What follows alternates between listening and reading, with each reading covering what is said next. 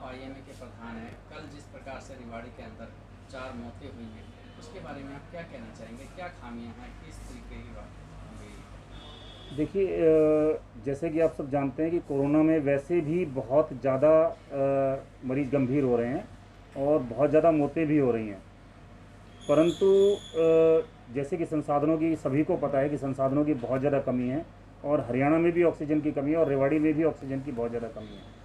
तो कुछ हमारे साथ प्रॉब्लम ये है कि संसाधनों की कमी है, और कुछ ये है कि उनके डिस्ट्रीब्यूशन में भी कुछ खामियां हैं। तो अगर डिस्ट्रीब्यूशन में खामियां हैं और संसाधनों की कमी है, तो डेफिनेटली उसका खामियाजा हमारे मरीजों को भुगतना पड़ता है। तो इसमें किस प्रकार से आप इसको संदेश देना चाहेंगे? क्या आप मांग करेंगे सरकार से?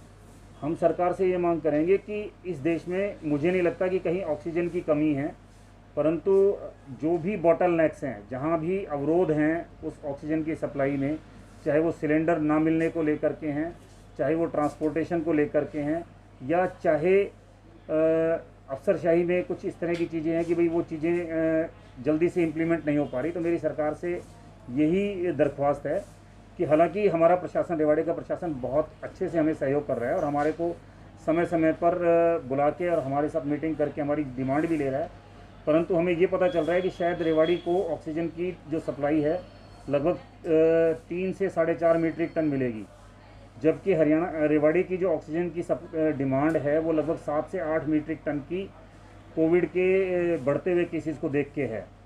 तो ये डिमांड और सप्लाई में जो गैप है, तो इस गैप को किसी भी तरह से पूरा करने की कोशिश करें। जहाँ से भी हमें संसाधन उपलब्ध हो सके, जहाँ से भी हमें ऑक्सीजन उपलब्ध हो सके या ज़रूरी दवाइयाँ जो हैं उपलब्ध हो सकें, वो सरकार अगर हमें अच्छे से मुहैया कराएगी, तो मैं आईएमए की तरफ से ये आश्वासन देता हूँ कि हम सरकार और प्रशासन के कंधे से कंधा मिलाकर मरीजों की सेवा करने के लिए हमेशा तत्पर रहेंगे। इस बार जो आप देख रहे हैं पेशेंटों की भीड़ लग रही है, तो इसमें क्या सिम्टम्स ज़्यादा हैं और किस प्रकार की भीड़? देखिए, इस बार जो है कोरोना की जो सेकेंड वेव है वो इसलिए ज़्यादा परेशान करने वाली है क्योंकि पिछली बार लॉकडाउन जब सरकार ने लगाया तो ये कोरोना जो है हमारे गांवों में स्प्रेड करने से बच गया था, परंतु अब हम देख रहे हैं कि गांवों में भी कोरोना बहुत ज़्यादा बुरी तरह से फैल गया है। और पीछे जब कोरोना थोड़ा सा कम हुआ तो उसके कारण ये हुआ कि लोगों में भी कोरोना का जो भय था, कोरोना को लेके जो सावधानियां थी, लोगों ने भी सावधानियां बरतनी बंद कर दी। तो मैं आम जनता से ये अपील करूंगा कि कोरोना की जो सावधानियां हैं, सैनिटाइजेशन, प्रॉपर मास्क लगा के रखना, नाक को और मुंह को अच्छे से ढक के रखना, कम से कम 3 प्लाई मास्क से, और प्रॉपर फिजिकल डिस्टेंसिंग, बाज़ारों में जो भीड़ है उसको कम करें, गांवों में, मेले में, शादियों में जो भीड़ है उसको बिल्कुल अवॉइड करें।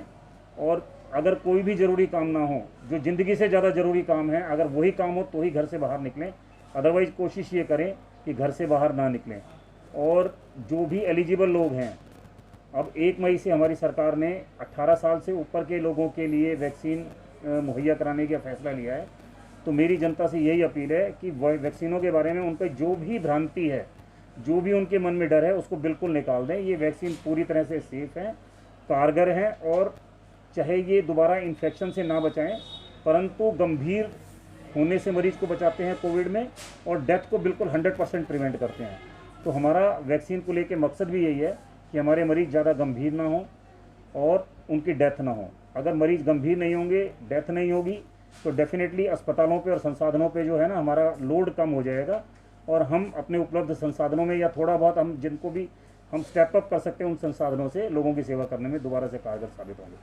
सर, ये अभी डीसी साहब ने जो है एक कमेटी गठित की है, उसके लेकर आप क्या कहेंगे कि कमेटी क्या वास्तव में सही रिपोर्ट दे पाएगी? देखिए, हमें शासन प्रशासन पे विश्वास रखना चाहिए, क्योंकि हमारा चुना हुआ लोकतंत्र में सरकारें होती हैं, और हमें उम्मीद है कि सरकारें जो है जनता की भावनाओं को समझेगी, और जो भी वस्तु स्थिति है, कहाँ पे चूक हुई, क्योंकि हमारा किसी से कोई दुश्मनी या कोई द्वेष नहीं है, पर जहाँ पे भी इस इंक्वायरी के द्वारा हमें पता चलता है कि जहाँ पर भी कोई चूक हुई है या जहाँ पर भी अगर मान लो कोई संसाधनों की कमी है, तो हम सरकार से सिर्फ यही डिमांड करेंगे कि भविष्य में ऐसी घटनाओं की पुनरावृत्ति ना हो। उसके लिए सरकार कोई भी कदम उठाए, हम उसका भरपूर साथ देंगे, सरकार के साथ हैं। तो इसमें जो मौत हुई है, तो आप क्या चाहेंगे कि ये सरकार उन मरीजों को कोई मुआवजा दे? नहीं, ये तो सरकार का अपना फैसला है, क्योंकि ऐसा तो नहीं है कि वो राह चलते नॉर्मल लोग थे जिनकी डेथ हो गई, तो डेफिनेटली वो मरे तो बीमारी से ही हैं। अब वो बीमारी उतनी गंभीर थी कि वो कुछ समय के लिए भी अगर ऑक्सीजन की सप्लाई अगर नहीं मिल पाई और रुक गई, उसके कारण भी अगर वो चले गए, तो डेफिनेटली वो बहुत गंभीर मरीज़ थे। तो ये सरकार का मानना और सरकार का फैसला होगा कि वो क्या करें क्या ना करें, उसके लिए तो मैं सक्षम नहीं हूँ।